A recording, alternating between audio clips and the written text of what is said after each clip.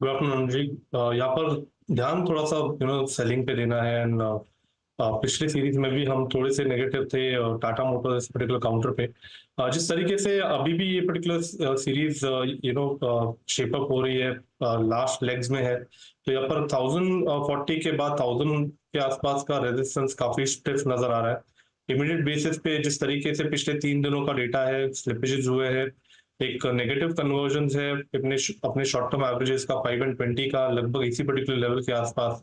तो मुझे लग रहा है यहाँ से थोड़ी सी सेलिंग इंटेंसिफाई हो सकती है। तो यहाँ पर फ्रेश शॉर्ट पोजीशंस बनाने की सलाह होगी टाटा मोटर्स में। स्टॉप लॉस आपको लगभग अराउंड 998 पिक के आसपास लगाना है क्लोजिंग बेसिस। एंड जिस तरीके से डेटा है, आई थिंक 950 के पहले कोई मेजर सपोर्ट यहाँ पर नजर नहीं आ रहा है। तो फ्रेश शॉर्ट्स ऐड करने की सलाह होगी टाटा मोटर्स के फ्यूचर्स में। एक सेल साइड का ट्रेड सचिन कह रहे हैं बिकवाली होनी चाहिए। इनफैक्ट कुछ देर पहले ब्लूमबर्ग के हवाले से वो यूरोप में कार बिक्री का डेटा आ रहा था और ईवी सेल्स काफ़ी स्लगिश रही हैं। उसके बाद से ही टाटा मोटर्स में आज थोड़ी सी वीकनेस दिखी है। अच्छा, एमसीएक्स, शिल्पा जी इस पर आपकी नज़र गई है तो बताइएगा। ओपन इंटरेस्ट एडिशन और प्राइस एक्शन करीब 5% तक का, और माना यही जा रहा है कि इस पर्टिकुलर क्वार्टर में एमसीएक्स के नंबर्स भी अच्छे रहेंगे। जिस तरह से हमने देखा है कमोडिटी मार्केट में मेटल्स हो, कच्चा तेल हो, सोना खूब अपॉर्चुनिटीज दे रहा है ट्रेडर्स को अच्छे पैसे कमाने के लिए, तो वॉल्यूम्स में ऑफ कोर्स रिफ्लेक्ट होगा। लेकिन क्या इक्विटी मार्केट के ट्रेडर्स को एमसीएक्स का स्टॉक ट्रेड करना चाहिए इस समय तेजी में? जी हर्षराज जी, एकदम अभी ये लेवल पे तो नहीं, थोड़ा डिक्लाइन मिलता है जैसे टूवर्ड्स 3700, तो मुझे लगता है वो एक अच्छा लेवल बन जाता है जहाँ पे एमसीएक्स में हम लोग देख रहे हैं कि रेगुलरली बाइंग आता है और ये टूवर्ड्स 3900 4000 के बीच चला जाता है। तो ये रेंज 300 पॉइंट्स का तो अच्छा है टू प्ले अगर आपको ऐसा शॉर्ट टर्म प्ले करना है। यहाँ पे आज एमसीएक्स हमने प्रभुदास लीलाधर में भी रेकमेंड किया था 3900 कॉल ऑप्शन, जो रफली 79 से लेके 130 तक चला गया।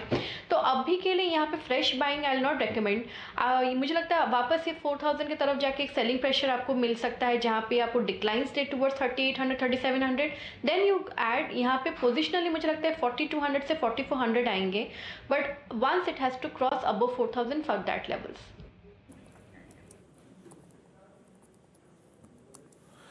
ओके, एमसीएक्स 3923 पे अभी भी स्ट्रॉन्ग मूव लेके 4.5% ऊपर ट्रेड करता हुआ। मीनवाइल जैसे कि मैं कुछ केमिकल स्टॉक्स पर जिक्र कर रहा था, एक बार ट्रेड पर्सपेक्टिव से ध्यान देते हैं। 3284 नवीन फ्लोरिन, मानस मेरे ख्याल से हम कल भी और ट्यूसडे को भी डिस्कशन कर रहे थे इन स्टॉक्स पे।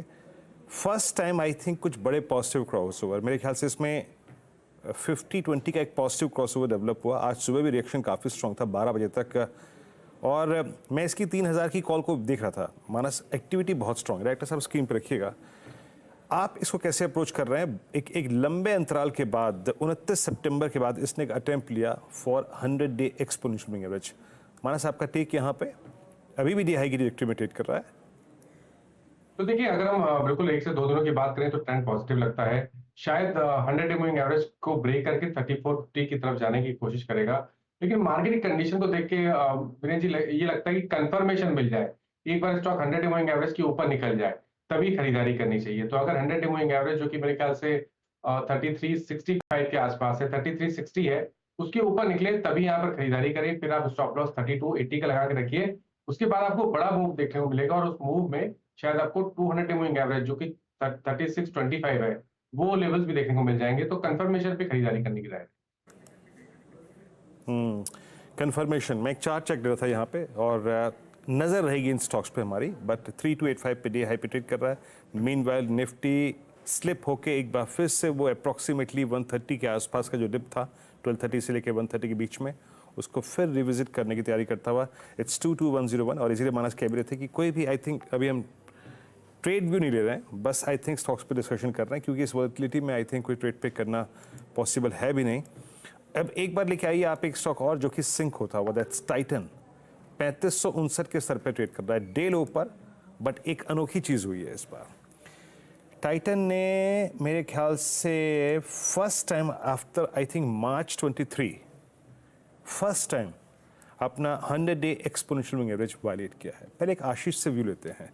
आशीष, क्योंकि आपने टाइटन की वकालत कई बार की है और सही मायने में आपने टाइटन में अच्छा मूव खेला भी, बट 72-73 हज़ार के प्राइस पे इनका जो ज्वेलरी सेगमेंट है, आपको लगता नहीं कि मेजर डेंट पड़ेगा वहाँ पे वॉल्यूम्स में? ठीक है, आईवेयर सेगमेंट में, वॉचेस सेगमेंट में, डिजिटल वॉचेस सेगमेंट में आप कैपिटलाइज कर सकते हैं, बट ये क्वार्टर थोड़ा टफ होगा इस प्राइसेस पे। ये ज्वेलरी सेगमेंट के वॉल्यूम्स को थोड़ा ड्राई करेगा। आप लोगों ने फ्रेश अप्रोच क्या ली है टाइटन पे? तो बिल्कुल देखिए वीरेंद्र, इसमें होता ही है कि जब गोल्ड बहुत ज्यादा वोलेटाइल हो जाता है या बहुत फास्ट आप अप मूव आते हुए देखते हैं, तो तब उस समय पे कई जो बायर्स हैं वो अपने आप को होल्ड करते हैं। और ये एक कारण होता है कि उस समय पे लोग जब तक प्राइसेस स्टेबल होते हुए नजर नहीं आए तब तक के कोई फ्रेश बाइंग के अंदर में अपनी पोजीशन को पोस्टपोन करते हैं। इसका इम्पैक्ट शॉर्टर टर्म में जरूर देखने को मिलता है, बट जैसे हमारा एक प्रोजेक्शन है कि गोल्ड जिस तरह से काफी ग्लोबल जियोपॉलिटिकल कंसर्न्स की वजह से बढ़ रहा है, तो एक हमें लगता है कि स्ट्रक्चरली गोल्ड के अंदर में अपमूव बना रहेगा। और जब तक ये बना रहेगा शायद हो सकता है एक कहीं ना कहीं आपको साइडवेज ट्रेंड देखने को मिले, बट हम ये मानते हैं कि टाइटन एक बहुत ही प्रिफर्ड बेट है इस पूरे स्पेस में प्ले करने के लिए। और किसी भी कारण से टेक्निकली ये स्टॉक अगर से 3400 के स्तर के आसपास आता है तो बाय ऑन डिप के लिए एक बहुत ही बढ़िया रेंज मुझे लगता है नजर आती है 3400 के आसपास। तो हमारा भी मानना है कि टेक्निकली एक शॉर्ट टर्म ब्रेकडाउन हुआ है, पर इस ब्रेकडाउन को या इस अपॉर्चुनिटी को हम यूज करेंगे बाय ऑन डिप के तौर पर, जहां पर हम इसके अंदर पोजीशन बनाने की कोशिश करेंगे अराउंड 3400 लेवल्स के आसपास। Okay, mean